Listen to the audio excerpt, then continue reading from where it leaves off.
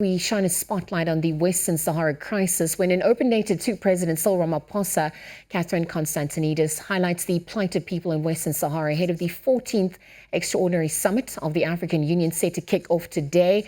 Catherine Constantinides, international human rights defender and climate activist, now joins us to unpack the conflict dynamics and possible solutions on the table as well. Catherine, good morning. Thank you for joining us here on Weekend Dawn. I mean, just looking at this open letter that you penned to President Cyril Ramaphosa on the 4th of December as the chair of the AU. I mean, when we shine a spotlight on the conflict, the crisis that is occurring in Western Sahara, I mean, it's been dubbed as the forgotten crisis. What is the history of the conflict dynamics? Why the need to shine a spotlight 3 decades into this? Thank you so much. So it has been 3 decades since the ceasefire agreement in 1991 was actually brought to the fore by the United Nations, asking for a ceasefire in the region when Mauritania and Morocco invaded the Western Sahara, and that had been a conflict from 1975. So if we look at the timeframes, this has been a 45-year-old conflict on the continent. But in 1991, when that ceasefire was called for, on the promise of a referendum that would happen within 6 months of that ceasefire agreement, to date, still nothing has happened. And on the 13th of November, just a little bit over 3 weeks ago, Morocco invaded the territory once again and violated the ceasefire agreement. So now more than ever, the issue of Western Sahara, which is also the last colony in Africa, needs to be at the forefront of the African Union summit that starts today. And we need urgent and decisive, bold leadership in order for this, as the last colony in Africa, to finally find solution and find the referendum that the Sahrawi people have been waiting for. That now needs to come to life. Now, Catherine, on the back of this context and obviously the history of the conflict dynamics, I mean, we're looking at the cost of this conflict over the years, and not only a humanitarian crisis, but there's also been, human rights abuses in relation to freedom of expression, amongst others. Can you also, further explain what it has amounted to over the years? Absolutely. So the ceasefire agreement, when that was put into place, MINURSO, which was the mission for a referendum of Western Sahara, it's a United Nations peacekeeping envoy. It was set up in Western Sahara, but it is the only peacekeeping envoy in the world that does not monitor human rights. And so human rights organizations the world over have constantly, over decades, called for a human rights monitoring system within MINURSO, but that too has failed. And so the human rights violation that happens in the occupied territory on a daily basis is unthinkable. There is torture that continues to happen in broad daylight. The political prisoners that are treated very inhumanely and continue to be taken from Western Sahara and put into jails in Morocco on bogus charges, and they're then forced to make admissions under torture. These things are continuing to go on. And Morocco has continued to hold a black curtain over Western Sahara, keeping the world out, keeping journalists, human rights defenders out. And those that go in are often just deported, and they try to squash anything that comes out about Western Sahara. They've done this well. They have been, specifically over the last 3 weeks, an even further lockdown of human rights on freedom of speech, freedom of movement, expression. All of the things that we're so used to and would consider to be normal are not normal in Western Sahara, and the people are suffering immensely. However, there are also the Sahrawi refugees that are in southwest Algeria that continue to live. They're not living in fear because they are safe there. However, they are in refugee camps that were set up as temporary camps in 1975, and still they wait there for the self-determination and the referendum that was promised to them.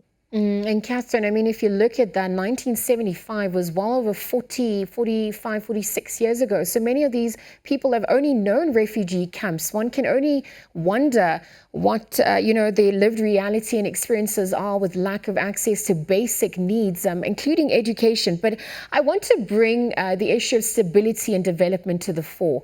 We look at the responses from the international community, neighboring countries, obviously Algeria, its support of the Polisario amongst, also the UN's lack of intervention over the years, and the African Union. I mean, why has it been, sort of put aside up until this point? And in terms of policy solutions on the cards, what do those dynamics look like going forward?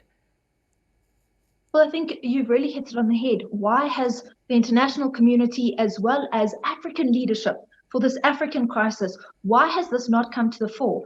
And the easy answer is there has been a lack of political will. Because why would an elite few want to change the status quo? Western Sahara is very rich in natural mineral resource. And in fact, the largest deposit of phosphate in the world is in Western Sahara. And so the illegal trade of this phosphate by Morocco to the rest of the world has been a huge, huge economic driver for Morocco. It has also got allies such as France, who sit on the United Nations Security Council, and they have a veto vote. So the issue of Western Sahara is easily vetoed constantly, year after year. Here in Africa, it is the question we continue to ask the African Union. Western Sahara is a founding member of what was initially the OAU, and now we see this very dangerous expansion and colonialism behavior by what is now a fellow African Union member, because Morocco re-entered the African Union just a few years ago without terms and conditions, and the African Union should have held them accountable.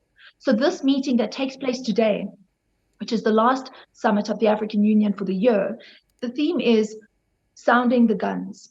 We need to ask ourselves, what are we doing on the last colony of Africa, the longest conflict on our continent, and the forgotten people of Western Sahara who, we have a long history with Western Sahara as a country. Our liberation movement and the Polisario go back very, very far back. And allies such as Algeria, such as South Africa, are very important for the Polisario, as well as many others the world over. But it is important that political will steps into play and somebody stands up to the helm and really makes decisive and bold decisions on an outcome for the referendum that we require from the United Nations, who have still not done what they should have done, especially with the violation of the ceasefire that took place 3 weeks ago. There has still been not enough a statement coming out stating that they are aware of this, and we shouldn't be going back into an armed conflict. However, that is not enough. It is not enough when MINURSO and the United Nations have failed the people of Western Sahara.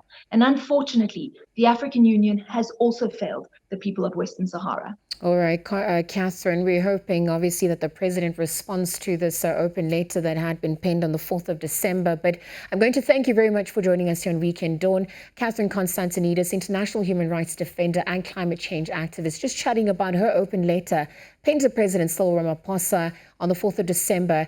Obviously, President Cyril Ramaphosa is also the chair of the African Union. Now, she highlighted the plight of the Western Saharan people, often dubbed as a forgotten conflict, having been the conflict expanding over 3 decades.